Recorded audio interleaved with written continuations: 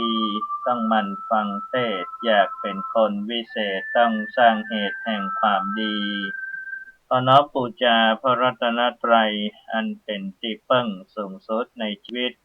ขอถวายความเคารพพระมหาเถรนุเถระเจ้าจุตนจุองค์ได้มีพระเดชพระคุณหลวงพ่อพระเทพโกศล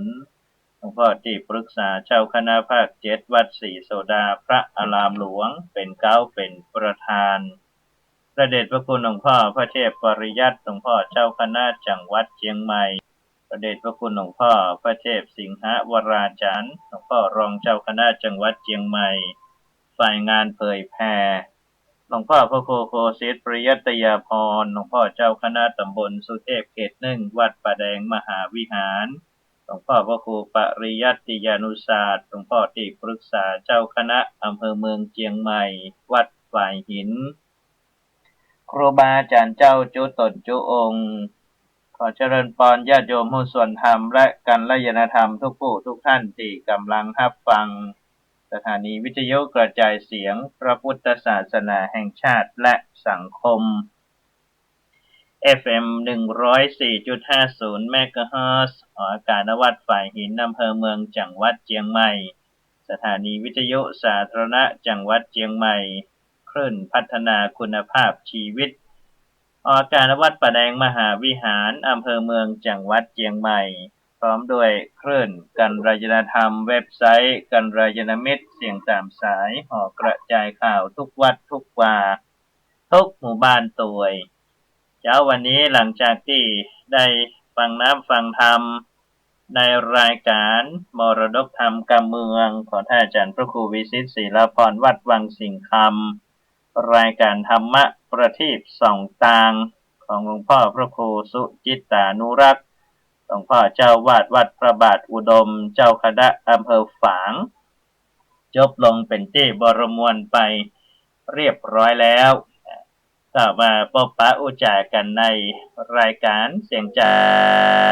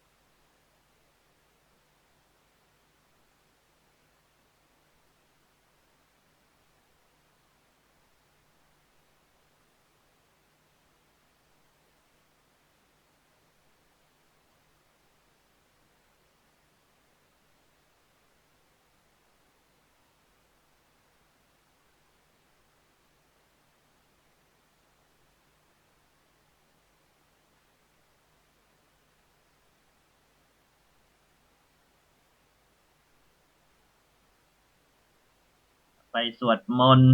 ตามวัดต่างๆเช่นเดียวกันเพิ่นก็จะมีการเทศนาธรรมในช่วงบ่ายหรือถ้าบ่มีเวลาในช่วงเช้าช่วงบ่ายก็ไปช่วงแรงทำวัดสวดมนต์เวียนเทียนเป็นต้นหรือถ้าบ่มีเวลาแต๊ะๆตึงเช้าตึงบ่ายตึงแรงก็ทำวัดสวดมนต์ที่บ้านนี่ไหว้พระสวดมนต์แล้วก็หยาดน้ำหมายตาลที่บ้านเฮาไปช่วงกลางคืนจวนลูกจวนหลานสวดมนต์ไหว้พระทำวัดเย็นแล้วก็หยาดน้ำหมายตาล ที่บ้านเฮาก็เป็นบุญเป็นกุศลเช่นเดียวกันเพราะนั้นการทำความดีทำได้หลายทางนะทำความดีทำได้หลายทางเพราะว่าทางไหนก็สามารถที่จะสั่งสมเป็นบารมีธรรมได้วันนี้เริ่มต้นรายการด้วยพุทธศาสนสุภาษิตประจำวันนำมาฝากพ่อแม่พี่น้องได้เป็นคติธรรมนะแล้วก็เป็นประโยชน์ในการที่จะนำไปปรับใช้ในชีวิตประจำวันของเราพุทธศาสนสุภาษิตวันนี้นำเสนอบทที่ว่าสหัสสะมะปิเจวาจาอนัตถปะทะสันหิตาเอกังอัฏฐปะทังสยโยยังสุตตวาอุปสัมมติแปลใจความเป็นภาษาไทยว่าถ้ามีวาจาที่ประกอบด้วยข้อความซึ่งไม่เป็นประโยชน์แม้ตั้งพันข้อความที่เป็นประโยชน์บทเดียวแม้ตั้งพันคือวาจาที่ประกอบด้วยข้อความที่ไม่เป็นประโยชน์แม้ตั้งพันข้อความที่เป็นประโยชน์บทเดียวที่ฟังแล้วสงบระงับได้ประเสริฐกว่าพุทธศาสนาสุภาษิตบทนี้นี่พระพุทธองค์ทรงตรัสพระองค์ทรงตรัสว่ากำอู้เนี่ยเป็นกำอู้ปันประโยคอู้นักมากมายปันประโยคแต่บ่เป็นประโยชน์อย่างเลยประโยคนี่เนี่ยคำอู้ที่เป็นกำแบบร้อยกำพันกำเนี่ยหาประโยชน์มาได้สู้กำอู้ที่เป็นประโยชน์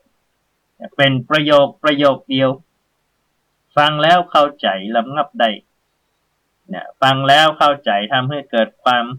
รู้แจ้งทำให้เกิดความเข้าใจแจ่มแจ้งที่ฟังแล้วสงบระงับได้กำอู้ประโยคเดียวกำเดียวประเสริฐกว่ากำอู้ที่มีตั้งร้อยตั้งพันประโยคเพราะงั้นการใช้กำอู้ใดที่ถูกบุคคลถูกสถานที่มีเหตุมีผลและก็ถูกที่ประชุมชนถูกกาลเวลาย่อมเป็นประโยชน์กว่ากำอู้ที่ไม่ถูกบุคคลไม่ถูกเวลาไม่ถูกที่ประชุมชนไม่มีเหตุมีผล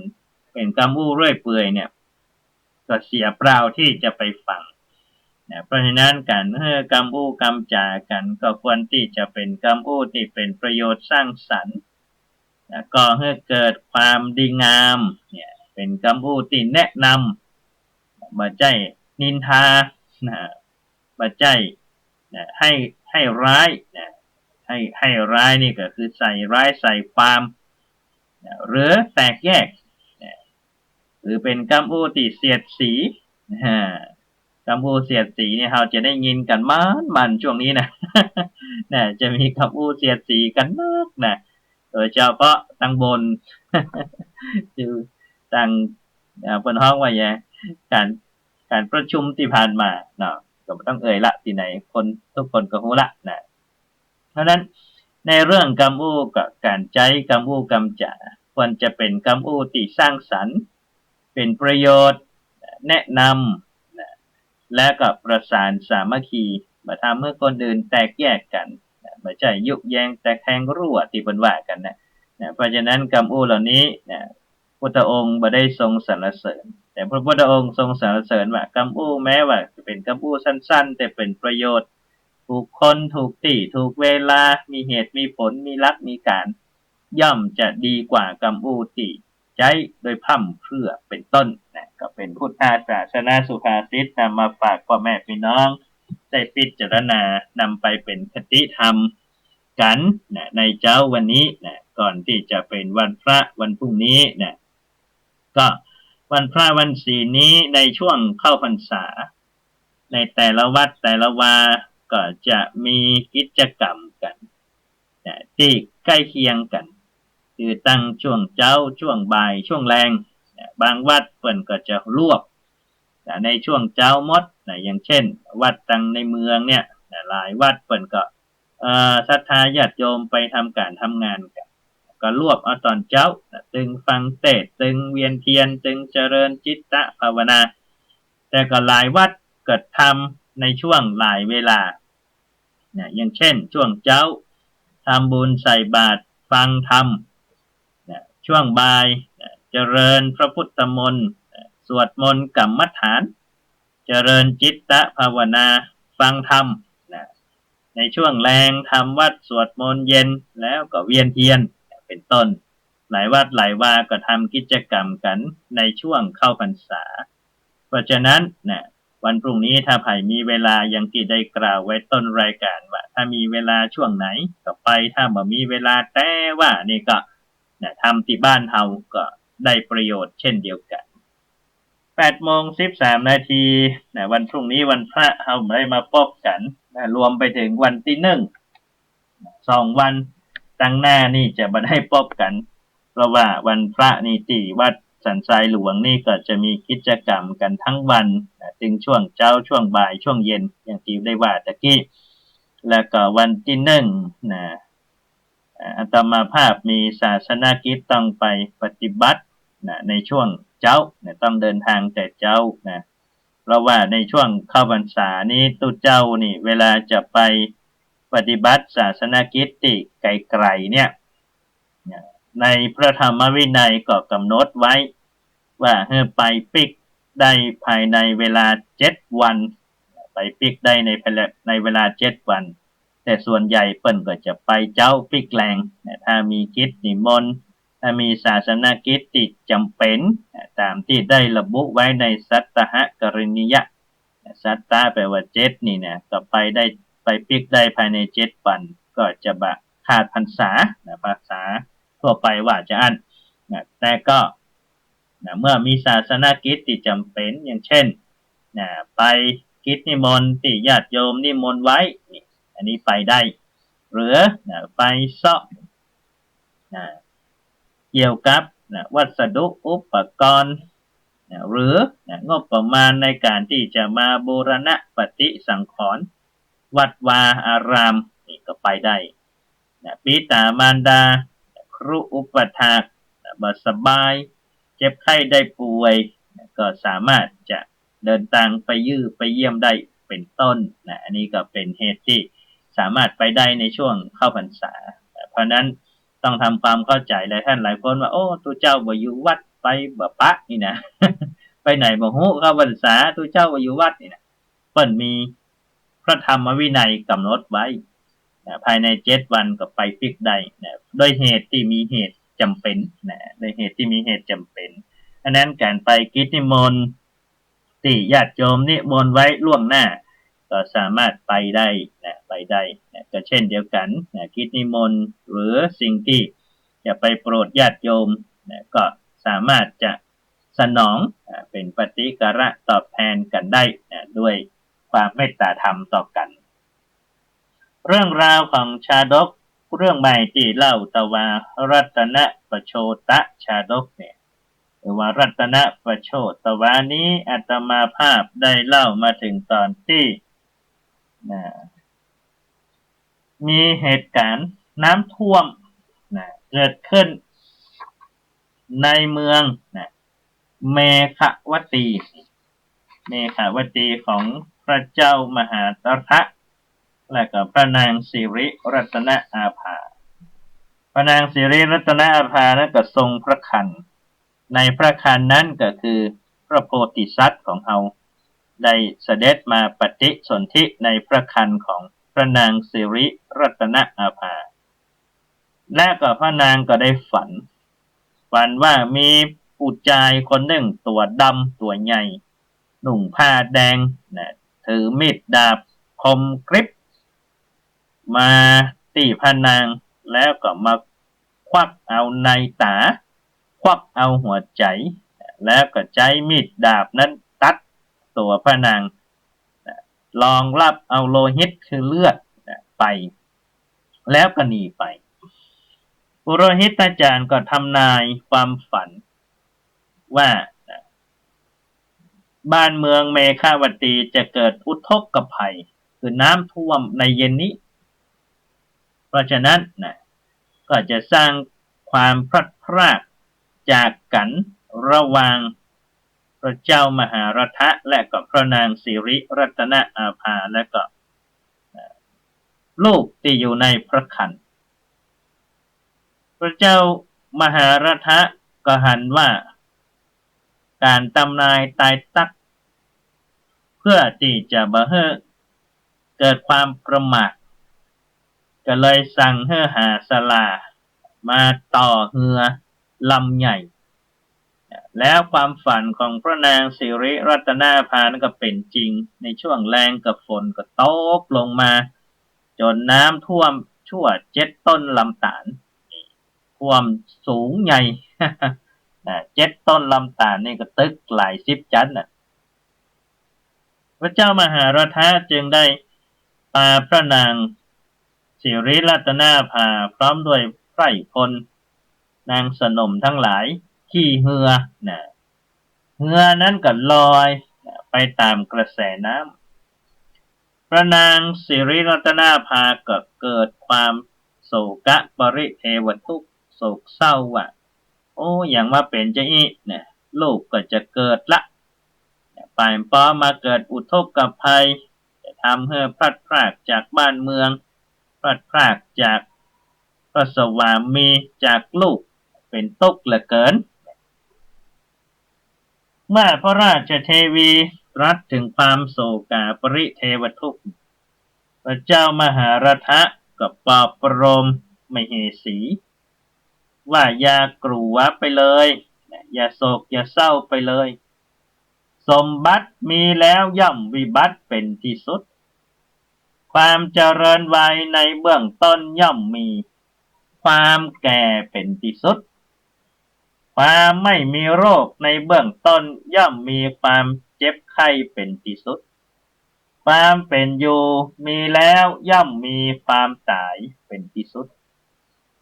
2-3 ประโยคนี้เป็นคติธรรมน่าคิดนะญาติโยมว่าพระเจ้ามหารทานั้นพระองค์ทรงเข้าใจถึงความ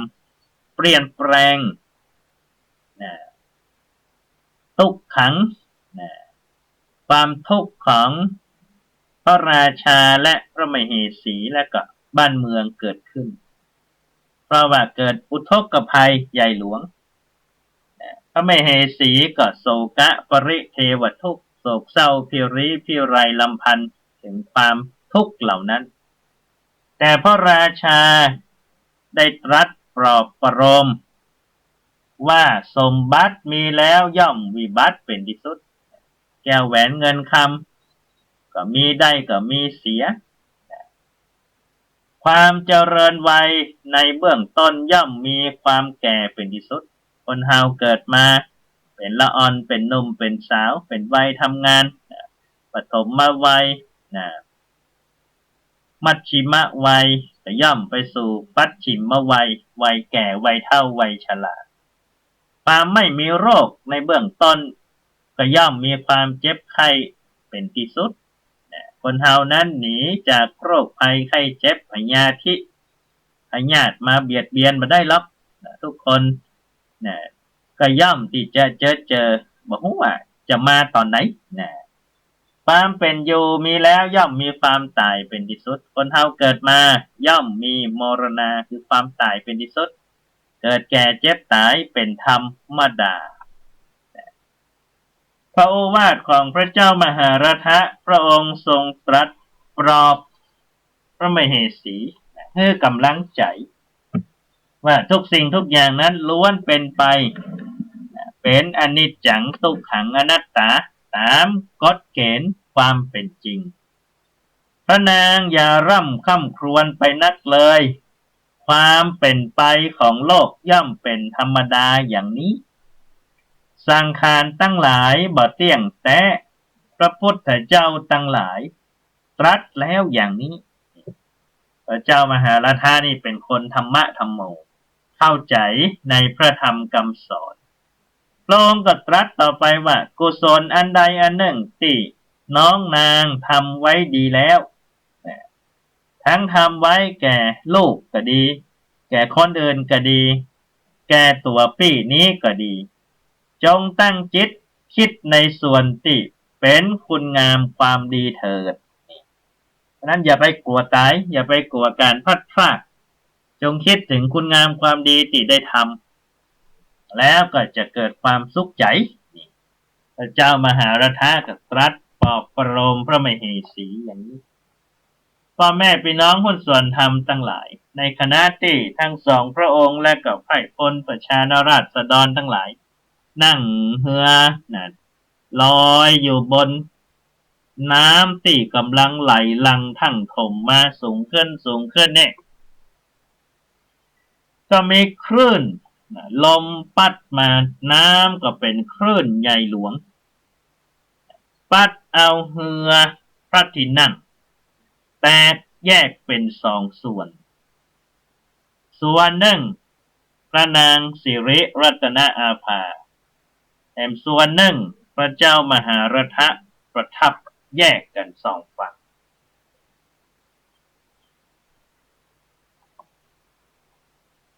พระเจ้ามหาราชพระองค์และพระนางสิริรัตนอาภาก็พลัดพรากจากกันน้ำก็แยกเรือพระที่นั่งออกเป็นสองส่วนในขณะนั้นพระนางสิริรัตนอาภาพระนางก็ตรัสเอิญพระสวามีแล้วก็อธิษฐาน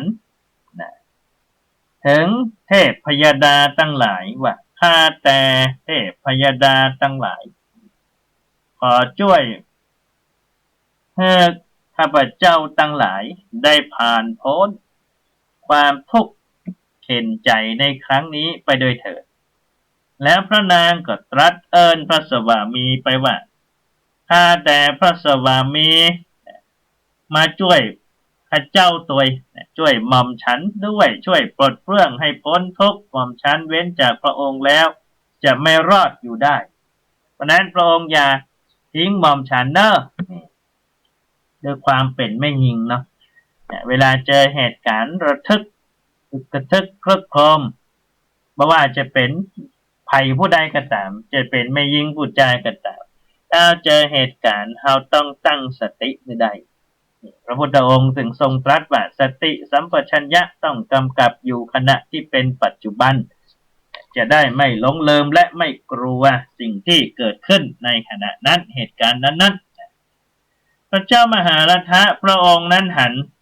เรือพระที่นั่งแตกเป็นสองส่วนแยกพระมเหสีไปส่วนแยกพระองค์มาส่วนพระองค์ก็มีพระหฤทัยสรสยิ่งนักจึงเปลื้องพระภูษาเฉลียงพระอังสาเปลืองผ้าภูษาคือผ้าที่เฉวียงบ่าของอันน่ะผูกพระองค์กับพระราชเทวีเข้าตัวกันพระองค์กระโดดข้ามไปแห่งฝั่งหนึ่งแล้วก็เอาผ้ามัดตัวพระเทวีเข้ากับตัวของพระองค์ผู้กันภาษาเจ้าบ้านแต่ว่าผ้านั้นก็ลดลงได้กระแสน้ำด้วยความแห้งทำให้พระราชาและพระเทวีถูกคลื่นซัดกระแสน้ำที่ไหลแห้งมาเลิกก็เลิกนี่นะแห้งก็แห้งมาเนี่ยปัดออกแยกจากกันในชาดกเปิ้นก็บอกว่าการพลัดพรากจากกันของพระเจ้ามหานารถะและพระนางสิริรัตนอาภานั้นเป็นไปด้วยบุพกรรมนี่บุพกรรมที่เกิดจากในสมัยอดีตชาติพระองค์และพระนางก็เป็นสามีภรรยากันเกิดเป็นสามีภรรยากันในชาติต่างก่อนก็เป็นเจ้าบ้านเป็นคฤหัสถ์นี่แหละแล้วก็ได้ไปพายเรือที่แม่น้ ในขณะที่พายเรือนั้นก็ไปเจอสามเณรน้อยกำลังพายเรือมาพอดีด้วยความคิดชั่วคณะเนี่ยท้องความคิดชั่ววูบที่อยากจะแกล้งเนนน้อยหันเนนน้อยน่าฮักพายเรือมาตนเดียว โอ้เนนน้อยน่าฮักพายเรือมาตนเดียวนี่เอาแกล้งเนนน้อยเล่นหน่อย ก็เลยช่วยกันแกล้งเนนน้อยด้วยการคว่ำเรือให้เนนน้อยตกน้ำเนนน้อยตกน้ำก็ปากันสนุกคลื่นเครงเนี่ยสองผัวเมียนั้นก็ปากันสนุกคลื่นเครงแล้วก็ช่วยเนินน้อยขึ้นมาจากน้ำเช่นเดียวกันได้บุพกรรมเช่นนี้เนี่ยแกล้งมาได้นะเนี่ยตั้งใจจะแกล้งเล่นเล่นกันมาได้เนี่ยแกล้งเล่นเล่นกันมาได้จะทำให้เป็นบุพกรรม500จาดพ่อแม่พี่น้องจะนำนะแต่ว่าธรรมดาเนี่ยขนาดแกล้งเนี่ยตั้งใจจะแกล้งเล่นเล่นเนี่ยก็เลยทำให้ในภพชาติต่อมาต้องมาพลัดพรากจากกันในความเป็นสามีภรรยาอยู่ด้วยกันมาก็พลัดพรากจากกันเหตุการณ์นั้นองค์สมเด็จพระสัมมาสัมพุทธเจ้าก็ทรงตรัสเป็นคติในเหตุการณ์ที่อดีตชาติของพระเจ้ามหาราทะและกับพระนางสิริรัตนอาภาติไปแกล้งเนนน้อยให้ตกน้ำเนี่ยว่าบุคคลอย่าประมาทว่ากรรมเล็กน้อยเท่านี้จะไม่มาถึงตนผลกรรมที่ทำชั่วทำดีจะพึงมีมาแต่ไหนอย่าได้ประมาทเช่นนี้เลยการกระทำชั่วก็ดีกระทำดีก็ดีถึงว่าเล็กน้อยก็ย่อมส่งผลตามกำลังเหมือนดังพระราชาและพระราชเทวีหยอกเนนน้อยเล่นนิดหนึ่งเท่านี้ยังส่งผลอำนวยให้พรากจากกันได้นี่ก็น่าคิดนะเพราะฉะนั้นควรจะทำกรรมดีนะไว้นักๆนะถึงแม้ว่ามันจะมองว่าเป็นเรื่องเล็กน้อยแต่นะก็ส่งผลใหญ่หลวงได้เช่นเดียวกันนะอันนั้นก็ฝากกับพ่อแม่พี่น้องท่านผู้ฟังเอาไว้ตะอี้ก่อนเรื่องราวการพลัดพรากของพระเจ้ามหาราทะและพระนางสิริรัตนอาภาพระราชบิดาและพระราชมารดาของพระโพธิสัตว์เจ้าเฮาจะเป็นจะได้ต้องมาติดตามท่าดาฟังกันในวันต่อไปวันนี้เวลาเสี่ยงแล้วต่อมาภาพนำรายการจากพ่อแม่พี่น้องไปก่อนพบปะกันใหม่ในวันต่อไปขอความสุขสวัสดีจงบังเกิดมีแด่ทุกท่านขอเจริญพร